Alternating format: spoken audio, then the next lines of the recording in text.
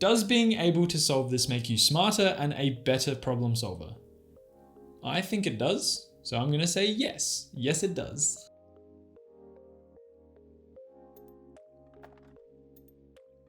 Welcome back to my channel. My name is Reese, and in today's video, I'm going to try my best to explain why I believe being able to solve a Rubik's Cube will make you smarter, a better problem solver, and a more focused individual. The first time I solved a Rubik's Cube, it took me about 2 hours to get through it, and I've since improved my time. I've got it down to about 2 minutes now, which is definitely nothing impressive. Considering as of 2021, the world record, or the current world record at the time of recording this video, is about 3.47 seconds to complete a solve, which is absolutely batty.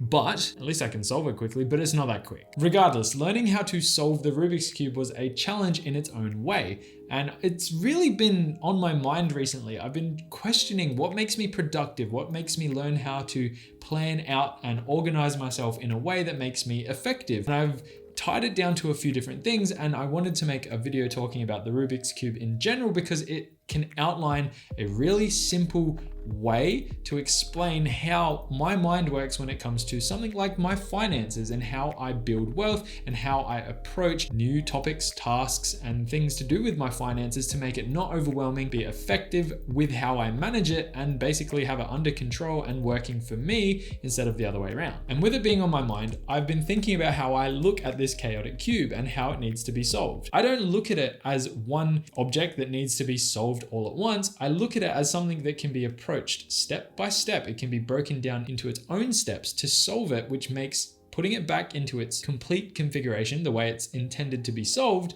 much easier. When it's all jumbled up, it is overwhelming. There's a lot going on here, but when you break it down into those individual steps, what comes from it is you essentially have something that makes sense. You can put it back together bit by bit, and I can apply this logic to anything I do pretty much in life. And it's been something that has been very effective. It's a very effective tool in so many different ways. And so I'm just going to quickly go through the 7 steps that I follow to solve this and then show you how they can apply to a real world situation. I break the solve down into 7 steps. The first step, I pick one of the faces and make a plus symbol with just one color. Then I finish the top face by filling in all of the correct colors where it should be. Then I align the top 2 rows to all be the same color. Then I make a plus symbol on the bottom face. Then I complete the center lines of all of the faces. Then I orientate the bottom face corners into their correct positions. And finally, I solve those last 4 corners to complete the cube.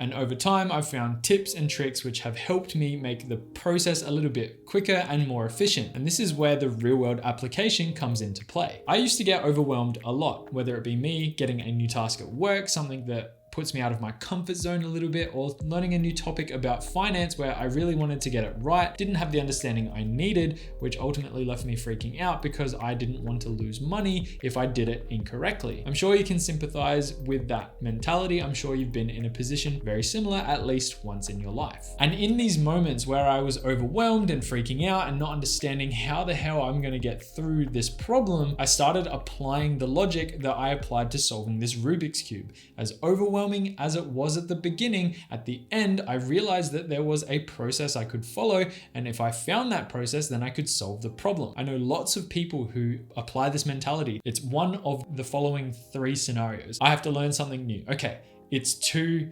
complicated. I'm overwhelmed. I'm not going to do it. The problem will go away. That is not a good way to address your problems and solve your problems. That is the worst thing you can possibly do. Number 2, okay, let's use playing an instrument like the guitar and learning a new song. Okay, I want to learn a new song. I'm just going to open a tab and just learn the whole thing in one day, and I'm going to just be able to play it fluently by the end of the week. Again, that's just going to make you overwhelmed. It's going to frustrate you. You're going to get stuck. You're going to have issues along the way, and the outcome is going to be you resenting that task, not wanting to do that task, and ultimately, most of the time, failing that task. Everything can be applied to this. It could be weight loss. It could be learning an instrument. It could be just general organization and planning your everyday, day-to-day life. It could be catching up with friends. I could name a million different things just as examples. Or you can apply option number 3. I applied 7 steps to solve that problem. Why can't I apply the same logic to learning a new song on the guitar? Why can't I apply the same logic to sorting my finances out,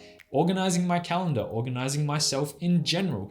This is the most effective tool you could possibly use to make things that are overwhelming not overwhelming. And if you give yourself enough time to take and plan out those steps and actually execute those steps, it's going to be the easiest thing in the world, because learning a small portion of something big, it adds up over time.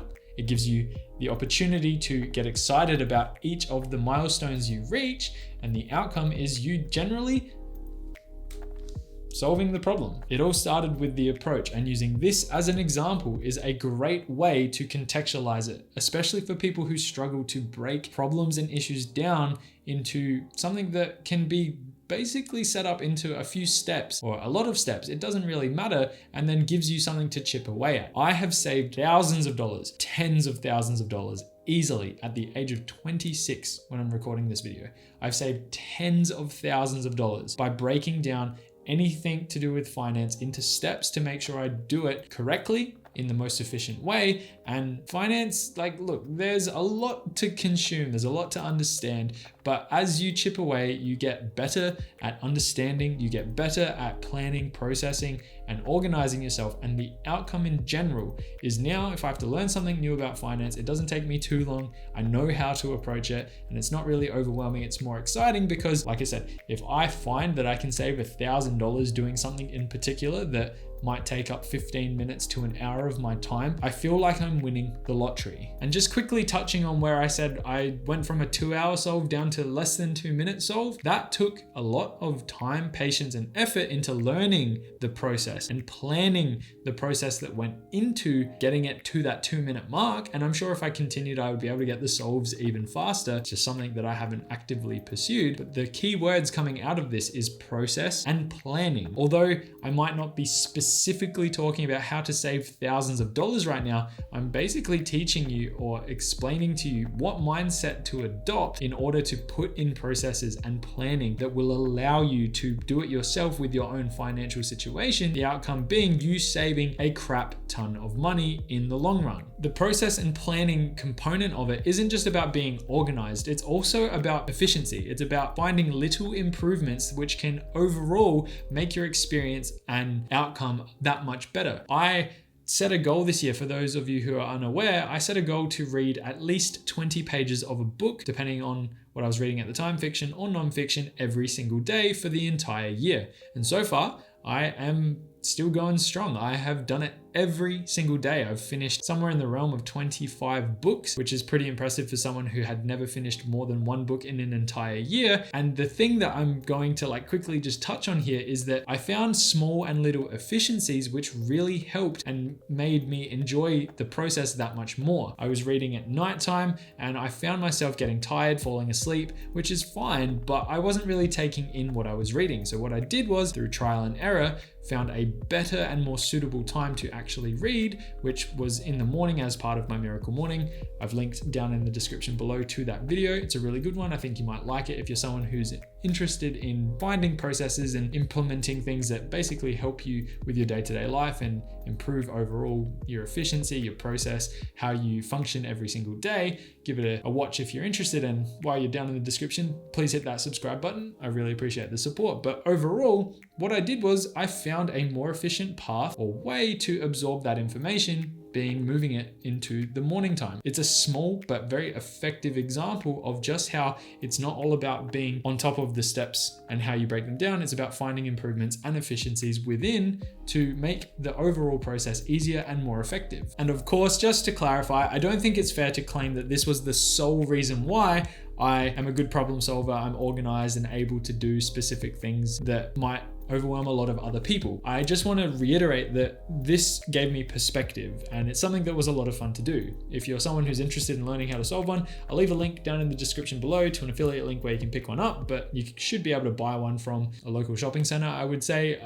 probably somewhere close by, and you can give it a go yourself. There's lots of tutorials online which will explain how to solve them. I found it to be a lot of fun going through that process, and hopefully you take something from this, from the perspective component, and apply it to your own life to improve yourself in many different ways. I would also argue that learning how to solve a Rubik's Cube has other benefits like improving your dexterity, your mentality towards patience, because it will be frustrating at times, your memory, and potentially your agility. I'm not going to go into them today, but something to note as well. Overall, I believe learning how to solve a Rubik's Cube will teach you skills that can be transitioned into the real world. I think it's an effective way to break down real world problems that might seem overwhelming into something that's not that bad overall. With that being said, I hope you enjoyed today's video. I hope it was insightful. I know it was a little bit different, but one I've wanted to make for a little while. If you liked it, don't forget to like and subscribe down below, wherever it may be. And as always, I will see you in the next one. Bye for now.